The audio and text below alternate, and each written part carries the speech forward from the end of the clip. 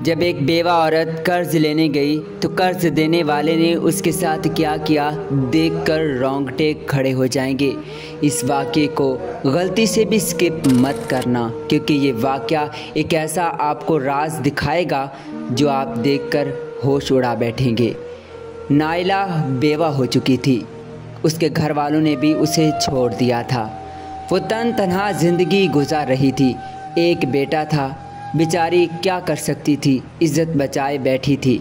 किसी ने बताया कि एक आदमी कर्ज़ देता है, जाकर उससे कर्ज़ लो, तुम्हारी मुश्किल ख़त्म हो जाएगी।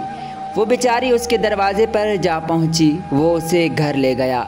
नाइला अपनी दुख भरी ज़िंदगी की कहानी उसे सुनाती है कि शौहर के मरने के बाद मैं तन्हा हो गई हूँ। मेरे घर वालों ने मुझे छोड़ दिया, मैं अकेली रहती हूँ। मेरा एक बेटा है, उसकी फ़ीस भरनी है, मुझे 5,000 कर्ज चाहिए। कर्जदार अकेली औरत को अपने पास देखकर कहने लगा, इसका तो आगे पीछे कोई भी नहीं है, मुझे इसी बात का फ़ायदा उठाना है, इसे कर्ज दे देता हूँ। 5 नहीं बल्कि 10,000 रुपये। वो उसे 5 नहीं 10,000 रुपये कर्ज देता है। नाइला बहुत खुश होती है और शुक्रिया अदा करती है। जब वो पैसे गिनती है तो 5 की जगह 10,000 होते हैं। मैंने तो आपसे 5,000 मांगा था। कर्ज देने वाला कहता है, बीबी फ़िक्र ना करो, मैं तुमसे 1 महीने के बाद ही लूँगा, तुम 10,000 से अपनी ज़रूरत पूरी करो। वो बेचारी घर आ जाती है। 1 महीना तो अभी पूरा हुआ नहीं था। वो बेचारी फ़िक्रमंद होने लगी कि पैसे तो खर्च हो गए, मैं वापस कैसे करूँगी। उसे क्या पता था कि किस्मत उसके लिए एक गंदे दरवाजे खोले बैठी है। एक दिन वो घर के काम कर रही थी, कर्ज देने वाला उसके घर आ पहुँचा। नाइला को खबर नहीं थी। जैसे ही उसने उसे हाथ लगाया तो नाइला घबराकर उठ खड़ी हुई। नाइला कहने लगी, आप इस वक्त अचानक यहाँ कैसे? वो कहने लगा, मुझे नहीं पता, मुझे पैसे चाहिए। एकदम से नाइला परेशान हुई कि आपने तो 1 महीने का टाइम दिया था। वो कहने लगा, मुझे नहीं पता, मुझे अभी और इसी वक्त पैसे चाहिए। वो उसका हाथ पकड़ लेता है, मेरी बात मान लो तो सारे पैसे माफ़ कर दूंगा, हत्ता कि तुम्हें 1 लाख रुपए भी दूंगा, जिससे तुम्हारी गुर्बत ख़त्म हो जाएगी। नाइला बेचारी कहती है, नहीं, मैं ऐसा नहीं कर सकती, आप जाइए, मैं आपको किसी तरीके पैसे लौटा दूंगी। वो कहने लगा, अरे नहीं, अगर तुम मेरी बात नहीं मानोगी तो जिस घर में तुम रहती हो, मैं धोखे से ये घर भी तुमसे छीन सकता हूँ।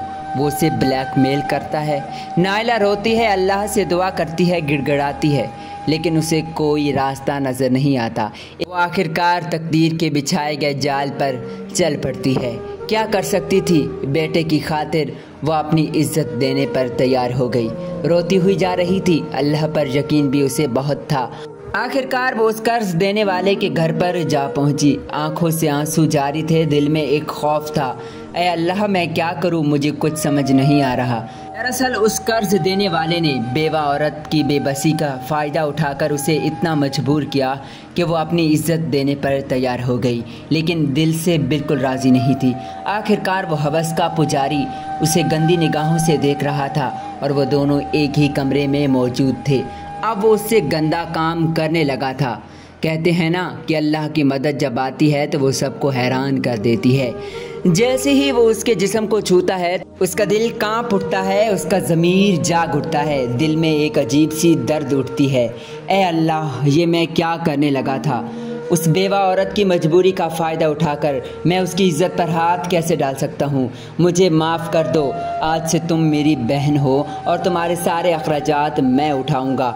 वो नाइला यकीन नहीं करती कि ऐसा भी हो सकता है, क्योंकि वो औरत अल्लाह पर यकीन रखती थी। अल्लाह ताला यकीन रखने वालों का दोस्त है। हमारे इर्द गिर्द ऐसी मजबूर औरतें हैं, हमारा फ़र्ज़ बनता है इंसानियत की खातिर उनकी मदद की जाए, ताकि वो ज़िंदगी के ऐसे दोराहे पर ना आए कि वो किसी शैतान के हवस का निशान बने। अल्लाह ताला हम सबको नेक काम करने की तौफीक अता फरमाए।